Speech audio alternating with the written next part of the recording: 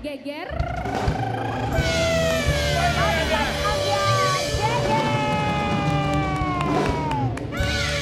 Sobat Ambiar, sampai dengan sekarang kita tahu aksi genosida Israel ke Palestina, ke jalur Gaza masih terus berlangsung. Dan pun juga kita tahu masyarakat dunia akhirnya bukan hanya mereka yang berada di Indonesia atau juga mayoritas negara muslim, tapi juga negara di seluruh dunia, mayoritas. Betul. Ini bukan hanya tentang karena agama. Ini kemanusiaan. Ini mengenai kemanusiaan. Mereka bersatu bersama-sama. Dan kemarin ada sebuah gerakan Global March to Gaza.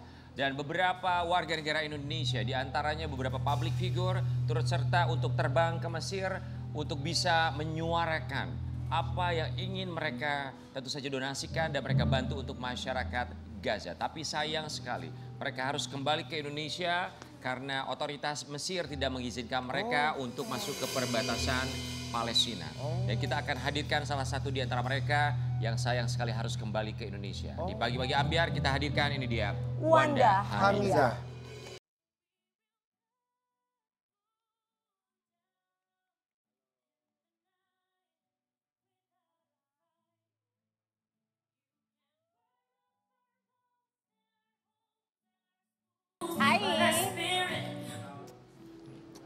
Mbak Wanda Hamidah, selamat Mbak pagi. Wanda, apa kabar?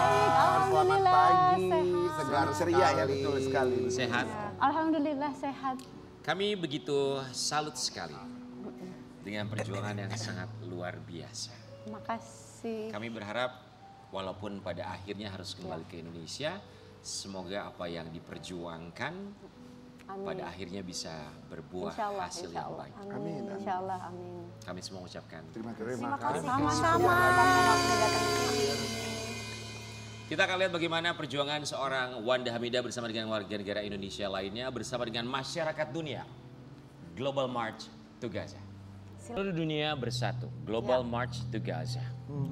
Aksi kemanusiaan, bukan mengenai agama. 10 warga negara Indonesia termasuk Wanda Hamidah yang menginisiasi untuk akhirnya Wanda Hamidah bergabung bersama-sama warga negara Indonesia ini tuh siapa yang memulai? Oke, pertama kita yang pergi punya keresahan yang sama ya. Pertama kita menganggap bahwa genosida ini nggak normal. Kemudian udah hampir berlangsung lebih dari 600 hari, genosida ini kan nggak bisa dihentikan ya, Israel nggak bisa menghentikan. Kemudian yang ketiga, kita harus melakukan, we have to do something to stop the genocide, the killing every day ya.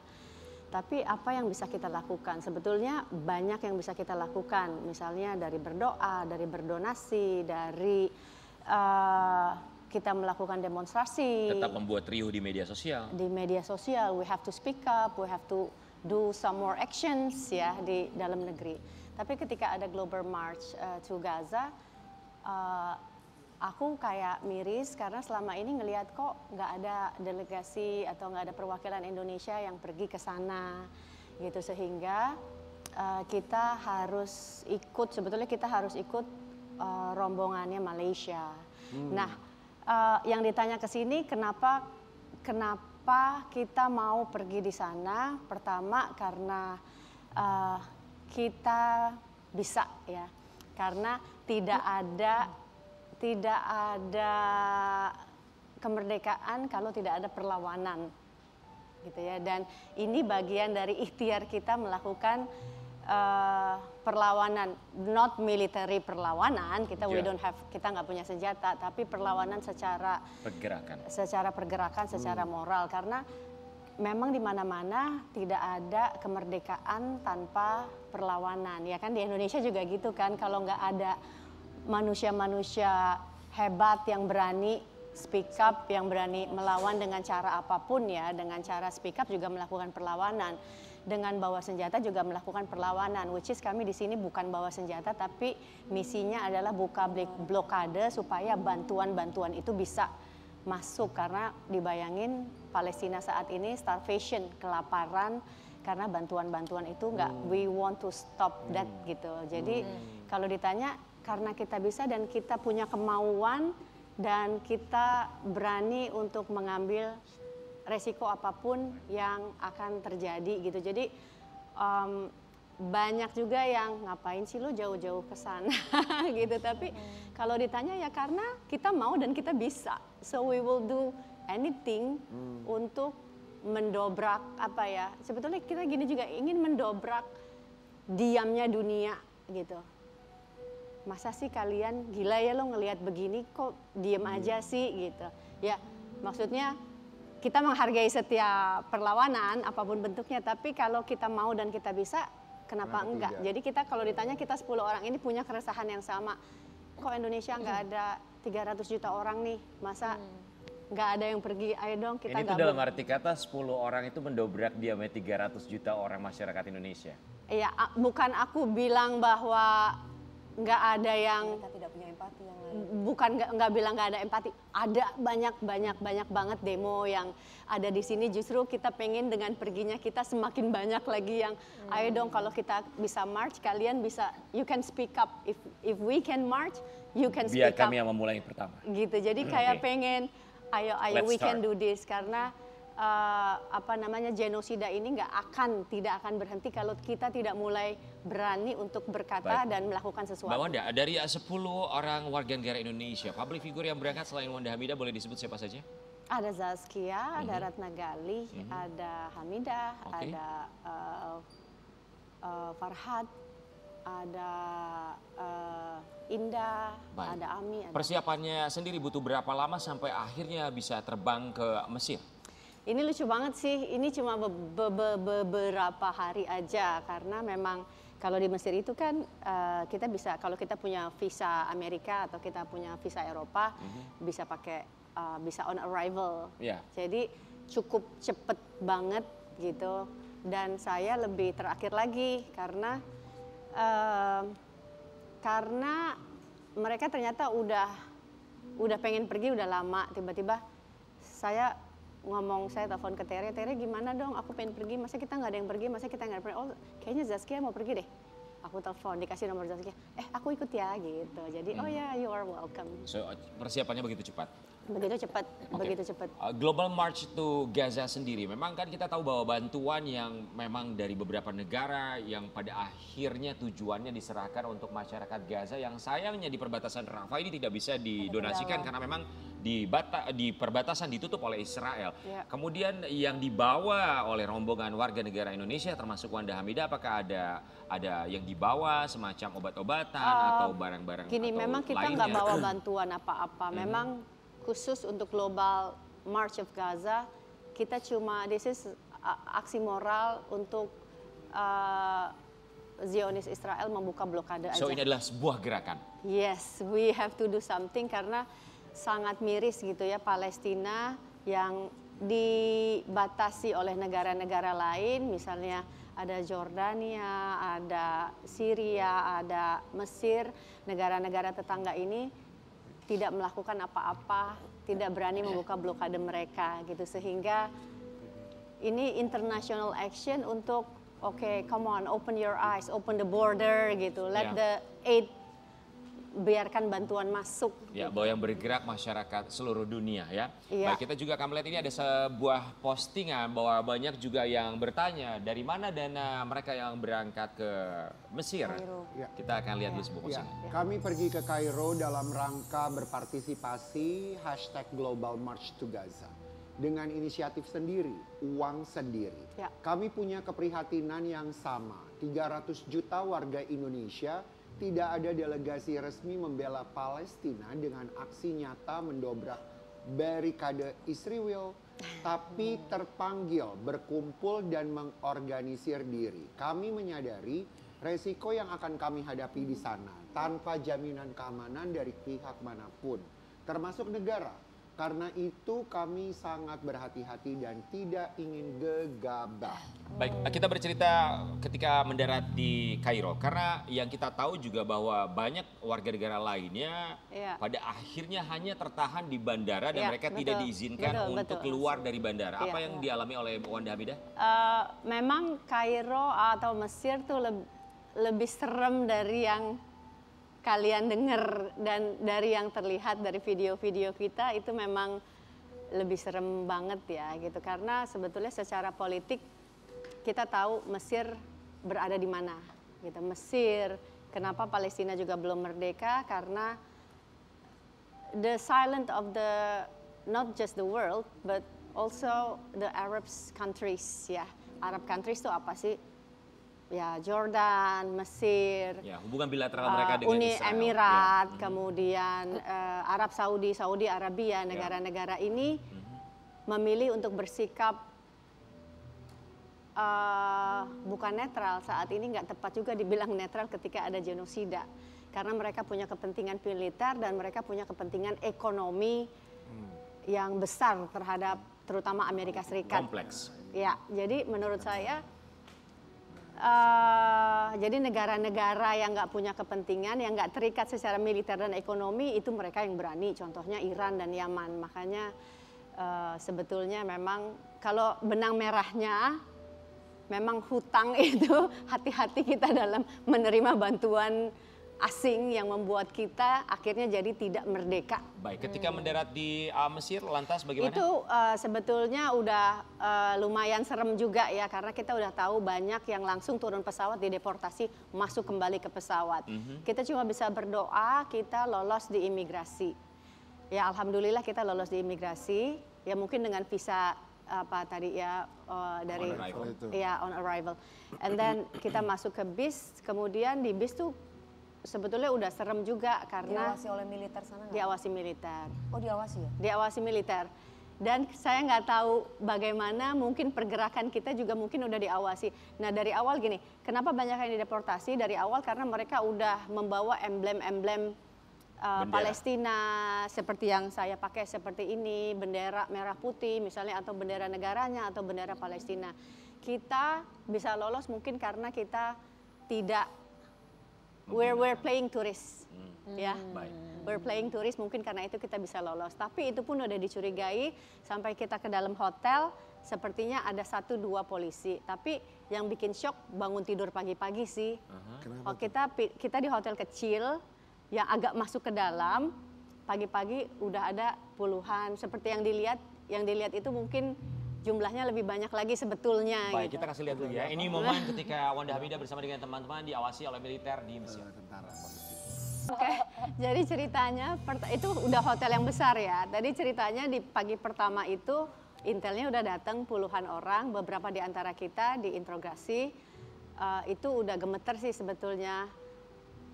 Aku di dalam kamar, aku menimbang perlu turun atau enggak gitu. Kalau perlu turun, kalau yang ditangkap yang di bawah, mudah-mudahan yang di atas bisa melakukan sesuatu untuk menyelamatkan mereka. Tapi kalau ditangkap semua kan repot ya gitu. Kemudian yang kedua, mereka mengawasi, akhirnya kita bilang, oh kita mau pergi, kita mau tur. Terus kita bilang kita masuk ke bis, and then setelah bisnya muter-muter, wah kalau kita diawasi puluhan intel ini, nggak mungkin kita sampai ke checkpoint 1. Akhirnya kita memutuskan pindah ke hotel yang lebih besar, yang lebih berbintang, lebih turis. Ya, lebih Hilton, karena pas di hotel itu there's so many people kan, letaknya terbuka, kemudian banyak yang melihat kita, jadi polisi pun nggak akan gegabah menciduk orang di hotel yang biasanya hotel besar kan juga nggak mau nama baik hotel ya betul tercoreng gitu. Tapi akhirnya ketika kita pindah ke situ, padahal hari itu kita harusnya udah pergi berangkat dan bergabung di peta Long March. And then pas di hotel itu, oke, kita kesini dulu sebentar, kita nggak bermaksud stay, makan siang aja. Ternyata pas makan siang banyak intel Mesir yang udah, dan mereka menunjukkan keintelannya. Kalau di Indonesia kan masih nyamar jadi tukang cilok ya, gitu kali ya. Kalau di Mesir enggak, kayak oke, we're watching you. Kita bisa makan di meja belakang kita, mereka make sure bahwa tahu bahwa kita we're watching you, dan nggak cuma satu. Itu ngomong gitu maksudnya mereka. Akhirnya mereka bicara. ngomong.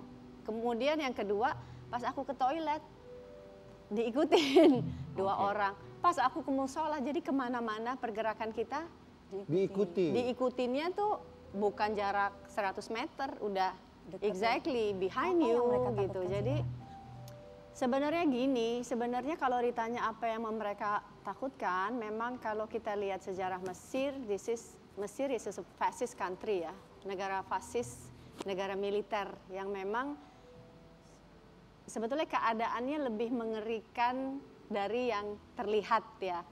Karena di sana aja kita nggak boleh bicara, misalnya kita mau bicara LCC itu kayak kita bicara Soeharto gitu ya zaman dulu. Nah ini sama, jangan Mbak, jangan keras-keras ngomong presiden itu, jangan keras-keras ngomong nama itu.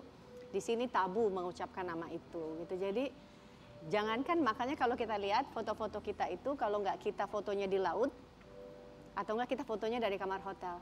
Tidak ada foto kita mengibarkan bendera Palestina dan bendera Indonesia di jalan umum. Baik. Bawaannya total berapa hari separah itu di Mesir pada akhirnya?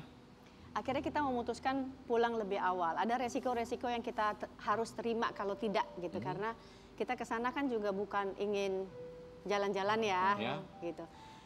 Kalau kita tinggal lebih lama, kita udah tahu posisi kita nggak akan bergerak. Kita mau ketemu delegasi lain juga takut membahayakan mereka. Tadinya kita pengen punya rencana yang, gimana kita kalau sewa mobil, kita nggak bergerombolan, tapi resikonya banyak kalau ada yang 2 ditangkap, 2 di ini, 2 di ini gitu. Jadi kita memutuskan untuk kita nggak bisa bergerak. Kalau kita bergerak kemungkinan keluar hotel, dan kami dibilang waktu itu, jadi tadi disamperin, langsung disamperin, terus kayaknya itu Ratna sama Zaskia, terus aku bergabung setelahnya. Kalian ngapain sih ngikutin kita? Ini for your own security and for your own safety. Mereka bilangnya gitu. Jadi kan itu sebetulnya udah ancaman ya. Safe, dalam hati aku, safety from who? What? Safety from what? Maksudnya ya safety dari kalian semua sih sebetulnya. Akhirnya berapa hari total di sana? 3 hari. 3 hari. Jadi ketika kita tahu pas hari itu kita nggak mungkin bergerak, kalaupun bergerak kemungkinan ditahan dan kemungkinan dideportasi itu 100%.